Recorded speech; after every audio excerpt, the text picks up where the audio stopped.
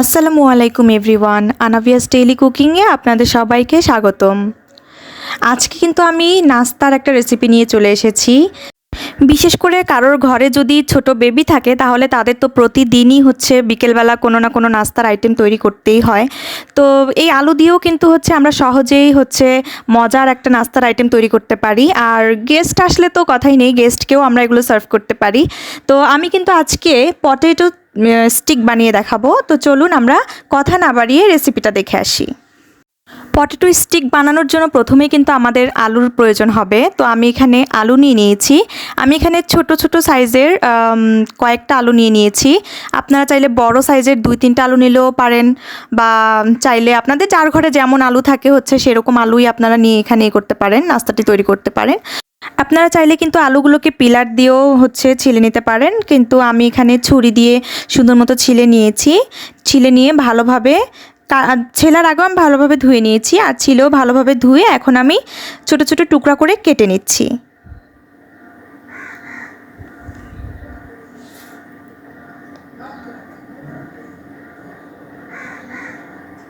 তো আলুগুলো কাটা হয়ে গেলে আমি সিদ্ধ বসিয়ে দিব। আলুগুলোকে সিদ্ধ করে নিতে হবে। তো দেখতেই পাচ্ছেন আমার সবগুলো আলু কিন্তু কাটা হয়ে গেছে। এখন আমি একটা পাতিলে আলুগুলোকে সিদ্ধ বসিয়ে দিয়েছি।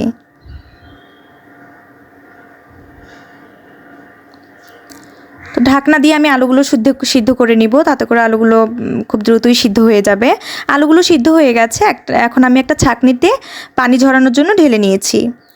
আর এখানে আমি এরকম একটা ছাঁকনি নিয়ে নিয়েছি আলুগুলো ম্যাশ করার জন্য। আর এরকম চামচের তলাটা এরকম গোল হয়, বা ডালের চামচও নিতে পারেন আপনারা।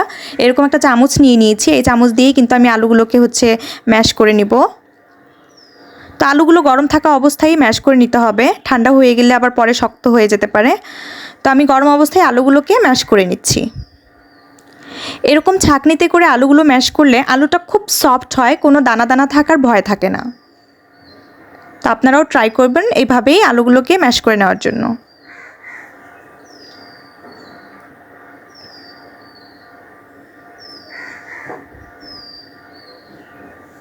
তো আমি এইভাবে করে সবগুলো আলুই ম্যাশ করে নিব। দেখতেই পাচ্ছেন কতটা সফট দেখাচ্ছে। তো এই তো সবগুলো আলুই কিন্তু ম্যাশ করা হয়ে গেছে। এখন আমি আলুর মধ্যে একে একে মশলাগুলো অ্যাড করে দিব। তো এখানে আমি প্রথমেই হাফ চা চামচের মতো হচ্ছে মরিচের গুঁড়া দিয়ে দিলাম। হাফ চা চামচের কম পরিমাণে গোলমরিচের গুঁড়া দিয়ে দিলাম। আপনারা এখানে সাদা গোলমরিচের গুঁড়া, কালো গোলমরিচের গুঁড়া যেটা খুশি সেটাই দিতে পারেন। 1 চা চামচ পরিমাণ চাট মশলা দিয়ে দিলাম।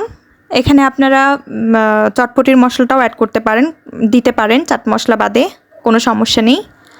আর এখানে চালের গুঁড়া দিয়ে দিলাম। আমি এখানে আলুর পরিমাণটা বিবেচনা করে চালের গুঁড়াটা দিয়ে দিলাম, হাফ কাপের একটু কম হবে। আর এখানে কর্নফ্লাওয়ারটাও দিয়ে দিলাম, যতটুকু চালের গুঁড়া দিয়েছি অতটুকুই আমি কর্নফ্লাওয়ার দিয়ে দিয়েছি। এখানে স্বাদমতো লবণ দিয়ে দিলাম, একটু ধনিয়া পাতা কুচি দিয়ে দিলাম। তো এখন হচ্ছে আমি হাতের সাহায্যে ভালোভাবে আলুটাকে মেখে নিব। আমি এখানে হাতটাই ইউজ করলাম, হাত দিয়ে এগুলো মেখে নিলে ভালোভাবে মাখানো হয়। তো আমি রুটি বানানোর ডোয়ের মতো করে ভালোভাবে মেখে নিচ্ছি।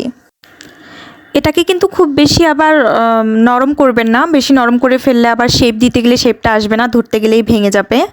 ডোটা রেডি হয়ে গেছে। এখন আমি পিঠা বানানোর বা রুটি বানানোর একটা পিঁড়ি নিয়ে নিয়েছি। এখানে হালকা একটু কর্নফ্লাওয়ার মাখিয়ে নিলাম, যাতে স্টিকটার গায়ে হচ্ছে কর্নফ্লাওয়ারটা লাগে, আর একটার সাথে আরেকটা স্টিক যাতে গায়ে গায়ে লেগে না থাকে, এই কারণেই হচ্ছে আমি কর্নফ্লাওয়ারটা দিয়েছি। আর এখানে আলু নিয়ে নিলাম, আমি আমার পছন্দ মতো আলু নিয়ে নিলাম। আমি যেরকম শেপ দিতে চাই বা সাইজ দিতে চাই, যতটুকু করতে চাই সেই পরিমাণে আমি এখানে আলু নিয়ে নিয়েছি। নিয়ে আমি এভাবে করে শেপ দিয়ে দিচ্ছি।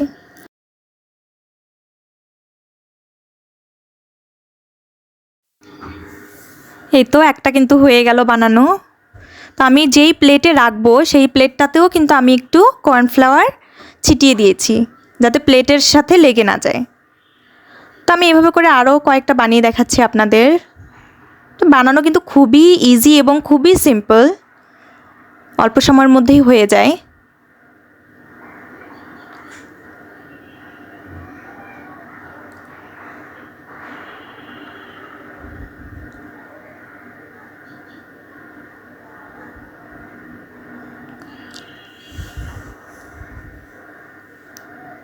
আমি এভাবে লম্বা লম্বা করে বানিয়ে নিচ্ছি, আপনারা ছোট বড় করতে পারেন।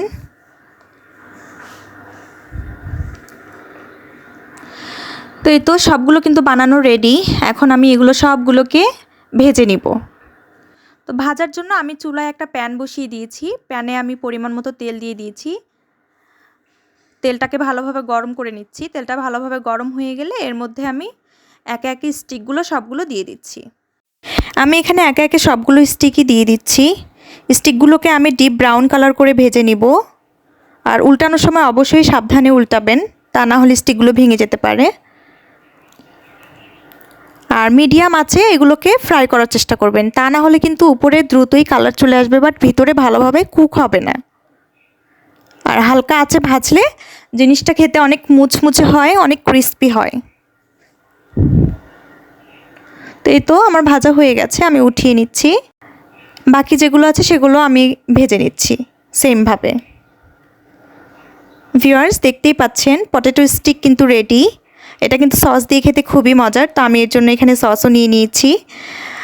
আর পাশে যে বলের মতো গোল দেখতে পাচ্ছেন ওটা কিন্তু হচ্ছে আমার মেয়ে বানিয়েছে, পটেটো বল। তো এই তো দেখতেই পাচ্ছেন অনেক মজার, কিন্তু আপনারাও এটা বাসায় ট্রাই করতে পারেন। বাচ্চা বড় সবাই খেয়ে অনেক মজা পাবে।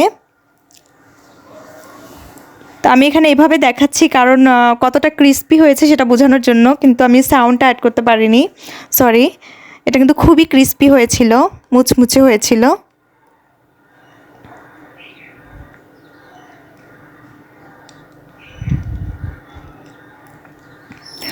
তো ভিউয়ার্স, আজকের আমার এই পটেটো স্টিকের রেসিপি আপনাদের কার কাছে কেমন লাগলো অবশ্যই আমাকে কমেন্টসে জানাবেন। এবং আমার সম্পূর্ণ ভিডিওটি ধৈর্য সহকারে দেখার জন্য আপনাদের সবাইকে অসংখ্য ধন্যবাদ। আমার সাথেই থাকবেন। ধন্যবাদ সবাইকে।